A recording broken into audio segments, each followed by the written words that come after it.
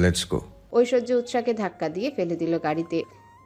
ঐশ্বর্য মৃদু চিৎকার করে বলে, আমার যেতে দিন প্লিজ, আমার কলেজে লেট হচ্ছে। Shut up. আপনি বাংলা বুঝতে পারেন না? আজকে কারণটা বলতে হবে, না হলে আই সোয়ার আজকে কি হবে তার ধারণা নেই। উৎসা ঐশ্বর্যের কথার মানে ঠিকই বুঝতে পারছে। ঐশ্বর্য উৎসাকে নিয়ে চৌধুরী প্যালেসে প্রবেশ করে।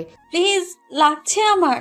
ঐশ্বর্যের শক্ত হাতের চাপে ব্যথা অনুভব করছে উৎসা। ঐশ্বর্য শুনল, তবে ছাড়ল না। ঐশ্বর্য মেন ডোর ভেতর থেকে লক করে দিল। উৎসাকে ধাক্কা দিয়ে কাউচের উপর ফেলে দিল। উৎসা মৃদু কুকিয়ে উঠল। এমন কেন করছেন? উৎসা ভাঙা গলায় বলল। ঐশ্বর্য এগিয়ে এসে আরো একবার চর বসালো উৎসাকে। ইউ বাস্টার্ড, আমি বলেছিলাম না আমার সাথে থাকতে হবে। উৎসা দাঁতে দাঁত পিষে বলে, আমি আপনার সাথে থাকতে চাই না। থাকতে হবেই। আমার নাম কি? Tell me. ঐশ্বর্য গাল চেপে ধরে উৎসার। উৎসা ভেঙে ভেঙে বলল, ঐশ্বর্য রিক চৌধুরী। তো ভাবলে কি করে আমি তোকে ছেড়ে দিব? ওয়াই? আমি যা চাই তাই পাই, আর না পেলে শেষ করে ফেলতে একবারও ভাবি না।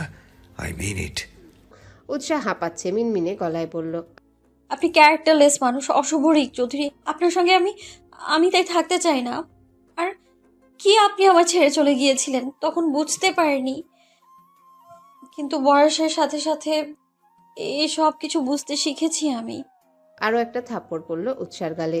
আপনি আমায় এভাবে মারতে পারেন না। অতঃপর দুজনাই নিশ্চুপ। নীরবতা চলল কিয়ৎক্ষণ। কেউ কারো সঙ্গে কথা বলছে না। উৎসা দেয়ালের সাথে হেলাত দিয়ে দাঁড়িয়ে আছে। চোখ দিয়ে অঝরে গড়িয়ে পড়ছে অশ্রু। ঐশ্বর্য গিয়ে কাউচের উপর বসলো। ক্লান্ত লাগছে তাকে। আঙ্গুলের ইশারায় উৎসাকে কাছে ডাকে। উৎসা ভয়ে এগুতে পারল না। ঐশ্বর্যের রাগ মাথায় উঠে যায়। আসতে বললাম তো, কাম কাম। উৎসা ছোট ছোট কদম ফেলে এগিয়ে গেল। ঐশ্বর্য হাত টেনে তার সামনে ফ্লোরে বসলো। কিছুটা এক্সপ্লেন করার ন্যায় বলে উঠে, লুক, আমি সেদিন যা করেছিলাম তা তোর ভালোই ছিল। ইউ নো হোয়াট, আমার এজ কত জানিস? আচ্ছা, এটা বাদ দিলাম, আমার সাথে যখন তোর বিয়ে হয় তখন কত ছিল? 19। গুড। আর তোর কত ছিল? এবারে উৎসা আগের ন্যায় বলল, 12 বছর। সো টেল মি নাও, আমি একজন প্রাপ্তবয়স্ক পুরুষ ছিলাম আর তুই বাচ্চা। আমি তো ততটা ভালো নই যে বউ বড় হওয়ার অপেক্ষা করব। আমি খুব খারাপ, অ্যাকসেপ্ট ইট। আমি খারাপ, খুব খারাপ, ইভেন তোর ভাবনার থেকেও বেশি। উৎসা চোখ খুলে তাকালো ঐশ্বর্যের দিকে।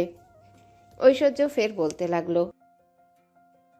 উৎসা ঐশ্বর্যের অদ্ভুত কথার মানে এবারে ঠিকই বুঝতে পারল। ঐশ্বর্য